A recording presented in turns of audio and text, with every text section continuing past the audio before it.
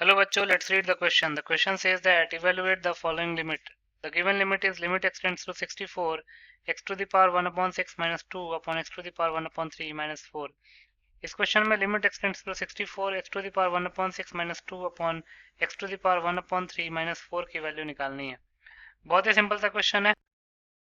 पहले हम की कॉन्सेप्ट लिख लेते हैं।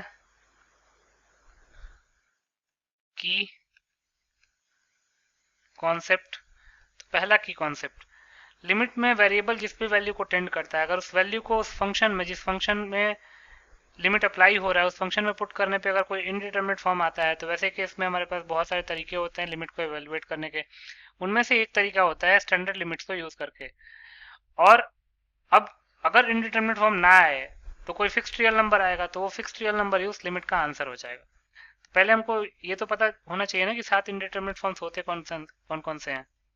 7 इनडिटरमिनेट फॉर्म्स वो होते हैं 0/0, infinite upon infinite, infinite minus infinite, 0 into infinite, 0 to the power 0, infinite to the power 0 and 1 to the power infinite.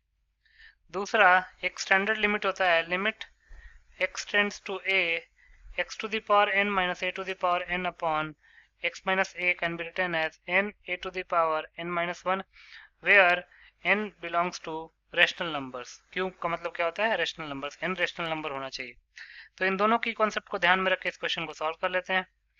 तो इसको लिख सकते हैं therefore limit x tends to 64 x to the power 1 upon 6 minus 2 upon x to the power 1 upon 3 minus 4। अब x की value अगर 64 put करेंगे तो ये जगह 64 to the power 1 upon 6 minus 2 upon 64 to the power 1 upon 3 minus 4। तो 64 to the power 1 upon 6 में 64 को हम लिख सकते हैं 2 टू द पावर 6, तो 2 to the power 6 whole to the power 1 upon 6 हो जाएगा 2 to the power 6 into 1 upon 6 that is 2। तो 2 माइनस 2 वो 0 हो जाएगा और सिमिलरली डिनोमिनेटर भी 0 हो जाएगा, मतलब कि एक इंडिटरमिनेट फॉर्म 0 upon 0 बन रहा है। तो ऐसे केस में हम क्या करते हैं, ध्यान से देखिए, इसको लिख सकते हैं limit extends to 64 x to the power 1 upon 6 minus 2 को लिख सकते हैं 64 to the power 1 upon 6 upon ये हो जाएगा x to the power 1 upon 3 minus 4 को लिख सकते हैं 64 टू द पावर 1 upon 3। क्योंकि 64 टू द पावर 1 upon 6 2 के इक्वल आएगा, मैं आपको करके दिखा देता हूँ। Since 64 to the power 1 upon 6 can be written as 2 to the power 6 whole to the power 1 upon 6, तो जगह 2 to the power 6 into 1 upon 6 that is 1, तो ये 2 आ जाएगा। इसीलिए 2 को हमने 64 to the power 1 upon 6 लिख लिया है। सिमिलरली 4 को भी आप 64 to the power 1 upon 3 लिख सकते हैं। तो ये आ जाएगा हमारे पास limit x tends to 64, numerator में क्या है x to the power 1 upon 6 minus x to the power 1 upon 6 minus 64 to the power 1 upon 6 whole upon denominator में क्या है x to the power 1 upon 3 minus 64 to the power 1 upon 3, x to the power 1 upon 3 minus 64 to the power 1 upon 3। अब हम numerator और denominator दोनों को x minus 64 से divide कर लेते हैं, कोई फर्क नहीं पड़ेगा क्योंकि न्यूमरेटर और डिनोमिनेटर दोनों को डिवाइड कर लिया हमने। अब इसको लिख सकते हैं limit x tends to 64 x to the power 1 upon 6 minus 64 to the power 1 upon 6 upon x minus 64 whole upon limit x tends to 64 x to the power 1 upon 3 minus 64 to the power 1 upon 3 upon x minus 64। अब अगर आप ध्यान से देखेंगे तो जो numerator है वो limit x tends to a x to the power n minus a to the power n upon x minus a का फॉर्म है, जहाँ पे n जो है वो रेशनल नंबर 1 upon 6 को रिप्रेजेंट कर रहा है। तो हम फॉर्मूला अप्लाई कर सकते हैं limit x tends to a x to the power n minus a to the power n upon x minus a का n a to the power n minus 1। तो ये क्या हो जाएगा, न्यूमरेटर में हम लिख सकते हैं n that is 1 upon 6 into a है यहाँ पे 64 to the power 1 upon 6 minus 1 whole upon ये हो जाएगा 1 upon 3 into 64 to the power 1 upon 3 minus 1। Further simplify करते हैं तो हो जाएगा 3 upon 6 into 64 to the power 1 upon 6 minus 1 को हम लिख सकते हैं माइनस 5 upon 6 होल अपॉन ये हो जाएगा 64 to the power minus 2 upon 3।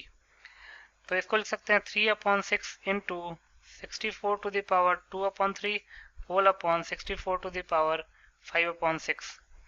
ऐसा क्यों? क्योंकि एक फॉर्मूला होता है एक्सपोनेंट का, since x to the power minus n can be written as 1/x to the power n। Further simplify करते हैं, 3/6 को लिख सकते हैं 1/2 into 64 to the power 2/3 whole upon 64 to the power 5/6 को लिख सकते हैं 64 to the power 2/3 minus 5/6। क्योंकि एक फॉर्मूला होता है since a to the power m upon a to the power n can be written as a to the power m minus n। तो ये हो जाएगा 1/2 इंटू 64 to the power 3 और 6 का एलसीएम हो जाएगा 6, ये हो जाएगा 4 minus 5, तो हो जाएगा 1/2 इंटू 64 को भी तो हम लिख सकते हैं 2 to the power 6 whole to the power minus 1/6, तो हो जाएगा 1/2 into 2 to the power 6 into minus 1/6, 6 से 6 कैंसिल आउट हो जाएगा। एक एक्सपोनेंट की प्रॉपर्टी होती है a to the power m to the power n is equal to a to the power m into n। तो ये हो जाएगा 1/2 इंटू 2 to the power -1, इसको लिख सकते हैं 1/2 इंटू 1/2, तो हमारा आंसर क्या हो जाएगा 1/4। यही हमारा फाइनल आंसर आ जाएगा। तो लिख सकते हैं hence 1/4 is the required answer। So 1/4 will be your final answer. I hope you understood it well. Best of luck.